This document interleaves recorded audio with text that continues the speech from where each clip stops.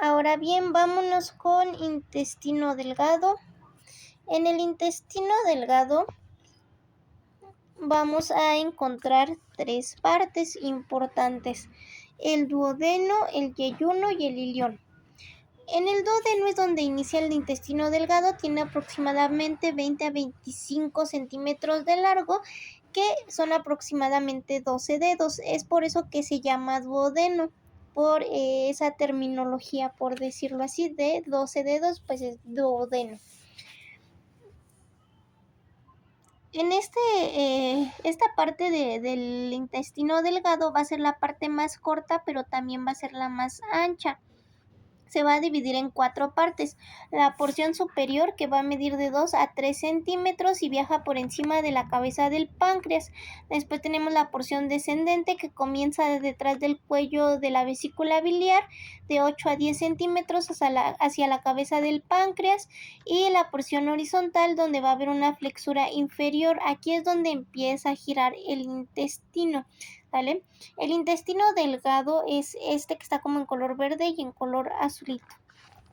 Y bueno, va a viajar 10 centímetros aproximadamente y se va curvando hacia arriba, hacia la porción ascendente, que viene siendo la cuarta parte del duodeno, y va a medir de 2 a 5 centímetros de largo. Posteriormente tenemos el yeyuno, que va a ser más delgado. Su diámetro externo va a ser de aproximadamente 4 centímetros y el diámetro interno de 2,5. Tiene un aporte vascular más extenso y tiene pliegues más circulares. Y por último, el ilión, su diámetro externo es de 3,5 centímetros y el interno de 2 centímetros. Sus paredes van a ser un poco más delgadas, va a tener una mucosa y va a terminar en la válvula ileocecal. La válvula ileocecal va a marcar una transición del intestino delgado grueso. Ahí va a ser unidireccional, lo que va a prevenir el reflujo del bolo desde el intestino grueso al intestino delgado, ¿vale? Ahora bien, vámonos con el intestino grueso, que igual pues está proyectado en esa imagen. Y aquí, ¿qué es lo relevante? Pues bueno, va a ser el inicio, va a estar en el colon, o también intestino grueso, también va a ser llamado el colon, como comúnmente lo encontramos, y va a ser al inicio del intestino grueso. Este va a tener el ciego y un apéndice vermiforme. Se va a dividir en el colon ascendente, el transverso, el descendente y el sigmoideo. Aquí estas tienen, si se dan cuenta, son como bolitas, como si estuvieran juntitas muchas bolitas, o por decirlo así. Esas bolitas se llaman austras, ¿vale? Y bueno, el ciego no va a tener austras. Después encontramos el recto. Este recto va a ser músculo liso, no va a contener austras y bueno, es un reservorio para las heces antes de la excreción. Esta va a terminar en la curvatura sacrocoxigia y pasa sobre el diafragma pélvico para formar la unión anorrectal. Y por último llegamos a la última parte del intestino grueso, que va a ser el canal anal, donde va a salir el alimento no digerido y la mucosa exfoliada. Esta unión anorrectal va a estar formada por un músculo que se llama pubo rectal. Va a oscilar en el canal anal y tiene un epitelio que va a permitir que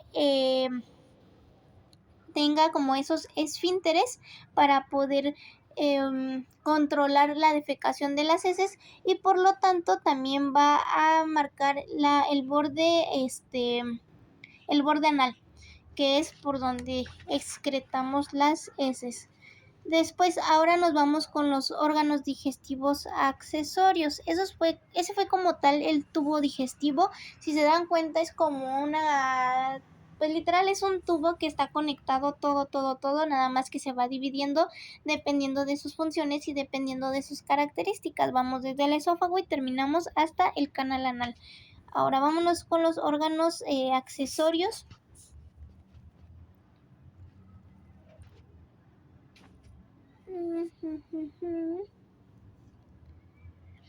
donde vamos a encontrar principalmente las glándulas salivales, que van a ser unas estructuras pares que van a excretar o secretar saliva para descomponer el alimento en la parte de mecánica de la vía oral. O sea, cuando nosotros consumimos el alimento, esas glándulas van a secretar la saliva, y en conjunto con la trituración del alimento más la saliva y el movimiento mecánico van a formar el bolo alimenticio.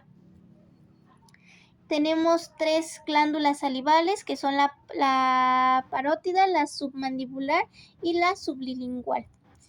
Ahora, el hígado. El hígado va a tener 2 lóbulos anatómicos, va a tener 8 segmentos funcionales, y aquí lo principal o la función principal del hígado va a ser producir la bilis. Esta bilis va a ser un tipo de hormona que va a ayudar a digerir las grasas.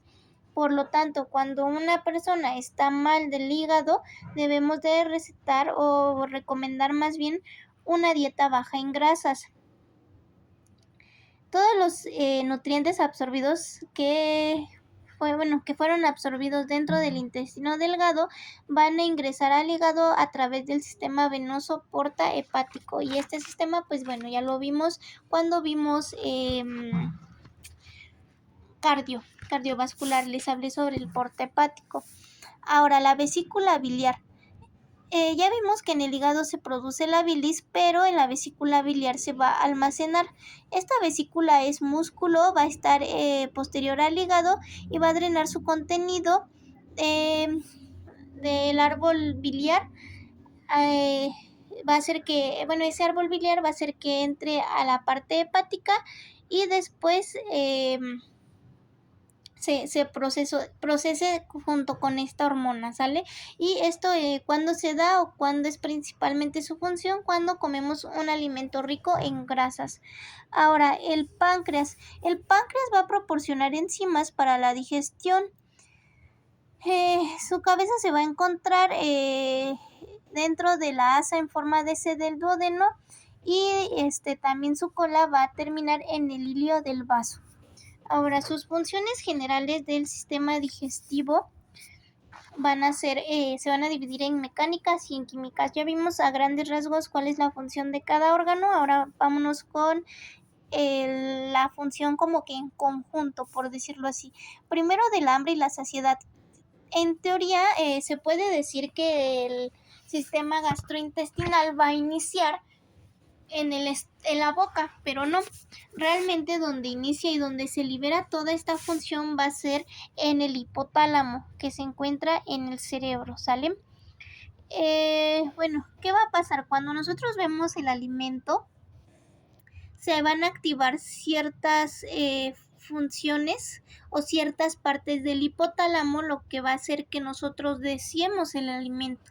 Y cuando nosotros deseamos el alimento, también se mandan ciertas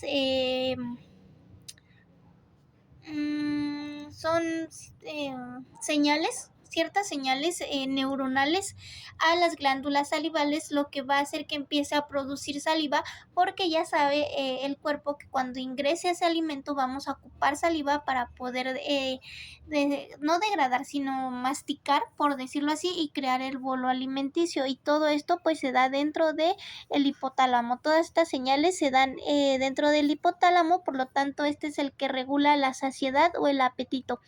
¿Cuándo se van a activar estas dos respuestas? Cuando la homeostasis del cuerpo se difiera. ¿A qué me refiero con esto? O sea, cuando la homeostasis de la energía del cuerpo empiece a disminuir. Si empieza a disminuir las reservas de energía, el cuerpo va a decir: necesito energía. Va a mandar señales al hipotálamo para que nosotros empecemos a tener la necesidad de comer para compensar esa energía. Esto no solamente nos va a ayudar en la energía del cuerpo, que es dada por la glucosa, las proteínas y las grasas en sangre, sino que también nos va a proporcionar un estado de placer y comodidad después de la alimentación. o después de alimentarnos. Ahora, la masticación. La masticación es la digestión mecánica. ¿Qué es la definición de masticación tal cual? Pues bueno, es deshacer o convertir el alimento en partículas más pequeñas. Esto va a ser gracias al músculo mesentérico que se encuentra en la boca. Y bueno, también a la vez este va a ser un reflejo cuando la comida está en la boca. Casi siempre cuando tenemos algo en la boca nos da por morder. ¿Por qué? Porque es un reflejo. Es algo que quizás sí lo controlamos indirectamente, pero indirectamente no, porque siempre que hay algo, o sea, no es como que consumamos el alimento y estemos pensando en mastica, mastica, mastica, no. El cuerpo por sí sabe ya, por sí solo sabe que cuando ingresa un alimento a la boca, debo de masticar por reflejo, ¿sale? Esto en función de la masticación, pues va a triturar los alimentos, el alimento se va a mezclar con saliva y por lo tanto va a ser una mezcla homogénea, una masa homogénea que se llama bolo alimenticio. Aquí la lengua se va a humedecer también con la misma saliva y esto va a permitir que pase el bolo alimenticio hacia la orofaringe, ¿sale? Aquí, ¿qué tiene que ver?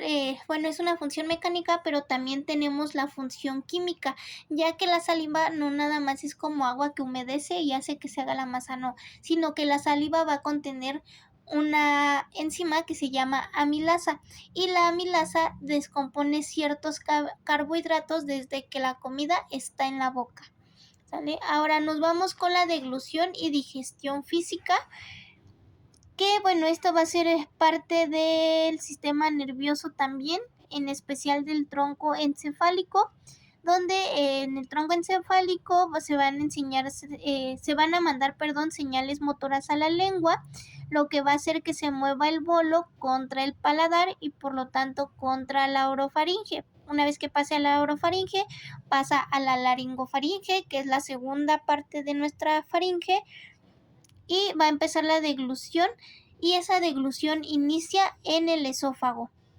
¿Cómo se va a dar esta deglución? Pues va a ser por movimientos peristálticos. Una vez que nosotros empujamos el alimento hacia la orofaringe y pasa hasta llegar hasta la laringofaringe, hasta ese momento es voluntario, ¿sale? Hasta ese momento yo puedo decidir si la comida pasa o no. ¿Por qué? Porque incluso es como cuando comemos algo, nos lo pasamos y decimos, creo que no estaba bueno y hacemos el intento por escupirlo y regresamos la comida, ¿no? Regresamos ya todo triturado, pero podemos regresarla. Una vez que pasa al esófago y que empiezan los movimientos peristálticos, ya es involuntario. Ya aunque yo quiera regresar la comida, ya no voy a poder. ¿Qué es un movimiento peristáltico? Va a ser contracción. Va a ser una contracción, ese movimiento es una contracción que hace que avance cierta sustancia o cierta masa. Por ejemplo, un movimiento peristáltico dentro del sistema digestivo va a ser la contracción del esófago para que pase el alimento al estómago. Un movimiento peristáltico en venas y arterias va a ser la contracción de la vena y la arteria para que pase la sangre y drene o irrigue ciertos órganos. Ese es un movimiento peristáltico, una contracción que lleva cierta sustancia o cierta masa a un lugar diferente, ¿sale? Es como un medio de transporte, por decirlo así. Y aquí ya es imposible que regrese, bueno, sí es posible por medio del vómito, pero en teoría, en funcionamiento normal, no pasa gracias a que tenemos la cresta de Passavant, que va a ser ese tope que va a permitir que no va a permitir, que el alimento regrese del esófago a la laringofaringe. La epiglotis ya habíamos hablado de ella, acuérdense que es la que se cierra cierra la laringe para evitar que el alimento pase a la vía aérea y en su contrario pues pase al esófago. Y también se va a apoyar un poco de las cuerdas vocales. Aquí hay igual una función nerviosa en el bulbo, ya que aquí en el bulbo se va a activar unas señales que van a enviar otras señales al centro de respiratorio para evitar la inspiración durante la deglución y bueno, siempre un acto deglutivo va a terminar con una expiración, ¿vale? O sea, yo no puedo respirar y al mismo tiempo pasar un alimento. ¿Por qué? Porque me estaría ahogando, estaría derivando el alimento a la vía aérea, ¿vale? Entonces, siempre que yo degluto, pues no hay una inspiración, pero cuando termino de deglutir, sí exhalo, ¿sale? Y bueno, en caso de que aunque la epiglotis no se cierre, o en caso de que yo respire mientras, bueno, no respire, sino inhale mientras estoy deglutiendo, mi cuerpo me va a proteger con el reflejo tusígeno, que es la tos, ¿sale? Cuando se nos pasa y empezamos a toser, es que nos estamos ahogando, ¿no? Nos empezamos a ahogar y ¿qué es lo que hacemos? Pues tratar de excretar ese alimento, ¿no? Por medio de la boca, pero es un reflejo que es la tos.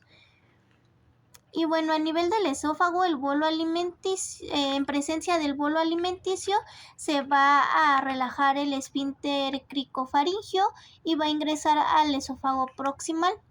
Este se va a distender y pues bueno, va a iniciar un movimiento peristáltico primario, y junto con este movimiento peristáltico, una vez que ya está en el esófago, a medida de que va bajando, lo va haciendo de una manera más rápida. Esos movimientos peristálticos primarios se vuelven en secundarios, y junto con la gravedad, o sea que va descendiendo el estómago, vamos a ver que esos movimientos van a ser aproximadamente el avance de 4 centímetros por segundo, o sea, empieza a descender al alimento de una forma rápida. Y bien, ahora, una vez que estos movimientos peristálticos hicieron su función, nos vamos a ir a la parte del estómago, en donde en el estómago va a iniciar la digestión química, ¿vale? Aquí ya no es tanto de movimiento, sino ya va a haber ciertas sustancias que van a degradar el alimento, y pues se va a aprovechar los nutrientes necesarios, y los que no, pues se van a excretar. Bueno, aquí el estómago va a servir también de almacenamiento, que se va a ir liberando gradualmente el contenido hacia el intestino delgado. Esto es gradual, ¿para qué? Para que sea mejor la digestión y la absorción. También nos va a ayudar a mezclar la mucosa del estómago con el alimento o el bolo alimenticio, que para este entonces ya no se llama bolo alimenticio, ya se llama quimo. Y el conducto también sirve de conducto para pasar la comida del esófago al intestino delgado. Va a tener ciertas propiedades inmunológicas el estómago, ya que aquí vamos a nivelar o equilibrar el pH ácido del estómago. Acuérdense que tenemos ácido, su pH es ácido, pero esto me va a ayudar a disolver ciertos patógenos invasores y que pues me pueden provocar una infección. Hagan de cuenta que el ácido disuelve esos patógenos y evita que me dé una infección. Y igual los macronutrientes que me va a ayudar aquí a degradarlos dentro del estómago va a ser el hierro, la vitamina B12 y el ácido fólico. Y bueno, cuando el quimo entra a la parte del duodeno, se activa el eje neurohormonal, que esto va a provocar que se libere la bilis y también las enzimas del páncreas. La mayoría de los nutrientes se van a absorber en el intestino delgado.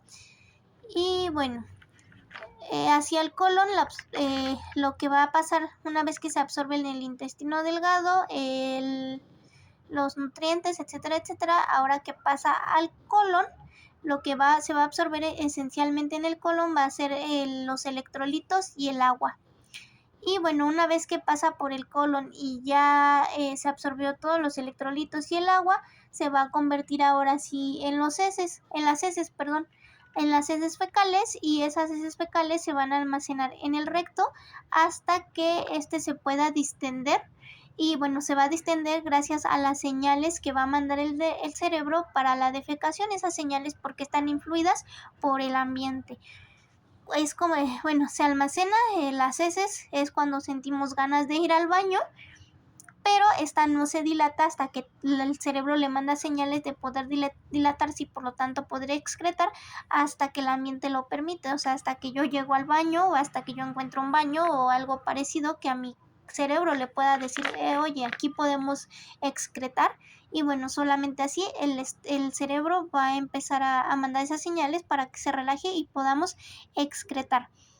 Tenemos esfínteres anales internos que van a ser autónomos, ¿vale?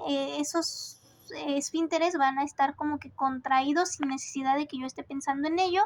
Y también tenemos esfínteres anales externos, que son los voluntarios, que es cuando nosotros queremos ir al baño, pero voluntariamente nos aguantamos o decidimos excretarlo.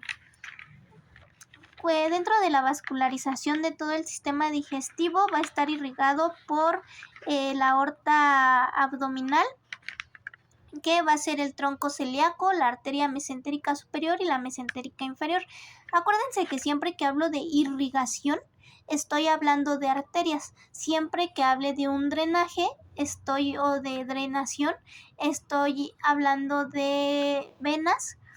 Y siempre que hable de una inervación, estoy hablando de nervios, ¿vale? Entonces, bueno, su drenaje venoso va a ser el sistema venoso porta-hepático y también el sistema venoso sistémico.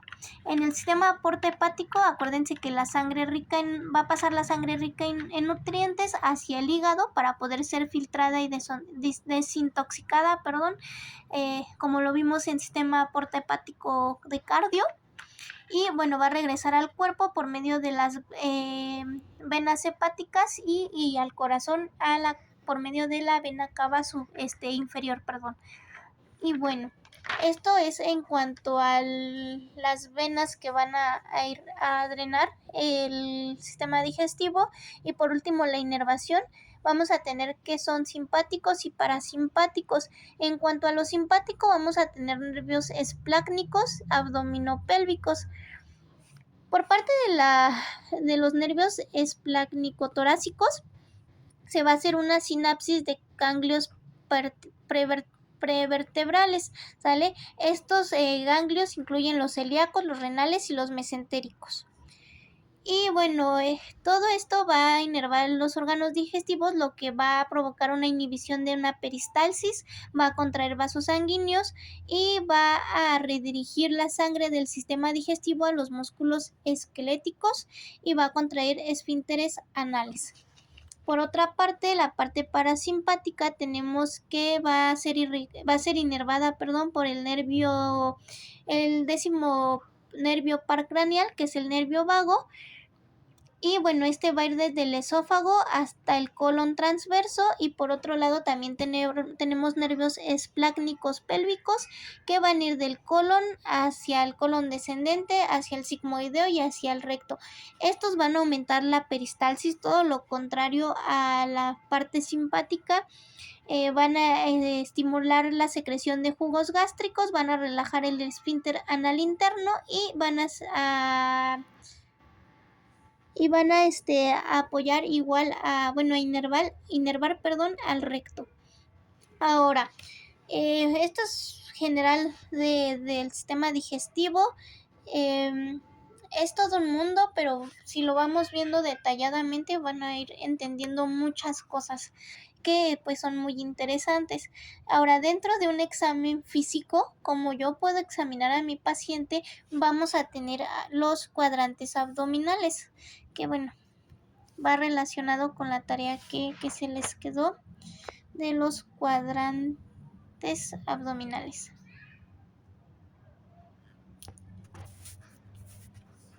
¿Es importante conocer los cuadrantes abdominales? Sí. ¿Por qué? Porque a la hora de que mi paciente llegue y me diga es que tengo un dolor abajo de la costilla, estoy viendo qué cuadrante estoy dominando y qué cuadrante es el que está doliendo y por lo tanto qué hay en ese cuadrante, qué órgano hay, y que si yo conjugo cierta patología con ese cuadrante o con el dolor de ese cuadrante, puedo saber de qué enfermedad estoy hablando. Por ejemplo, Si llega un paciente con un dolor en el flanco derecho, estoy hablando que probablemente, si me dice el paciente que llega el paciente y me dice que le duele el cuadrante derecho, pero en forma de cólico y que no puede hacer de la pipí, pues estoy hablando de un problema renal porque ahí encuentro el riñón derecho. Por ejemplo, si estoy viendo un dolor en el hipogastrio, y estoy viendo que mi paciente femenina llega con una hemorragia, pues estoy hablando de un problema en el útero, ¿sale? O dentro del útero, cuando veamos sistema digestivo, del endometrio, algo está pasando con esa menstruación. Y por ejemplo tenemos en el hipocondrio derecho la vesícula. Si llega el paciente que le duele el hipocondrio derecho y me dice que acaba de vomitar y que su vómito es amargo y que quizá le duele del hipocondrio derecho y su dolor le corre hacia la espalda, probablemente estoy hablando de una vesícula biliar inflamada, ¿sale? Entonces, es por eso que yo les pedí este cuadro, porque quiero que identifiquen qué hay en cada cuadrante y que identifiquen qué patologías o qué enfermedades pueden estar relacionadas con este cuadrante, ¿sale? Y bueno, en cuanto al sistema digestivo, debemos de hacer el examen físico siguiendo las reglas de una exploración, que va a ser la inspección, o sea, ver el área, palpación, percusión y auscultación. O sea, ver, sentir y escuchar lo que estoy examinando, ¿sale? Para hacer un examen físico general del sistema digestivo, debo de ver desde la altura del pezón hasta la mitad del músculo. En toda esta parte estoy hablando podría estar hablando de un problema digestivo si encuentro una distensión, o sea, una dilatación, por decirlo así, ya sea simétrica o asimétrica. Si veo venas superficiales distendidas, que son como unas venitas que se ven en el estómago, como si fueran ¿cómo les diré? Como si fueran unos rayos, y bueno, esa enfermedad se le llama cabeza de medusa, y estoy viendo que tengo una presión alta dentro de la cavidad abdominal. Igual encontrar si hay estrías, si hay una decoloración cutánea o una peristalsis visible. La peristalsis visible es más que nada cuando hay una infección de estómago. O sea, podemos ver y hasta se escucha que truena el estómago, ¿sale? ¿Por qué? Porque el movimiento peristáltico, por el funcionamiento que se está viendo afectado, es más fuerte y más constante. Puedo provocar igual la tos, pedirle al paciente que se tape la boca y que haga como que fuerza o como si tosiera, para ver si a nivel del abdomen encuentro una hernia, que son unas pequeñas bolitas, ¿vale? Y bueno, igual las hernias, si veo que sí aparecen en el examen físico, las puedo complementar con una radiografía o un ultrasonido abdominal, y van a ver que en el ultrasonido abdominal es como si vieran un hoyito, y esa es la hernia, ¿sale? También puedo ver la palpación de ciertas masas a nivel del hígado, del riñón o del vaso, para ver si hay un agrandamiento. Puedo tener ruidos y soplos intestinales o una percusión cambiante, o sea, sonidos que pueden variar anormales al funcionamiento o al ruido normal. Y puedo incluir un examen digital, ya sea un ultrasonido o una radiografía, tanto rectal como genital. Y bueno, a grandes rasgos esto es sistema digestivo, es un poquito largo, es todo un mundo. Espero que haya sido un poquito más visual y se complemente con su tarea. De todas formas, si hay dudas, preguntas que hayan surgido, las revisamos en clase.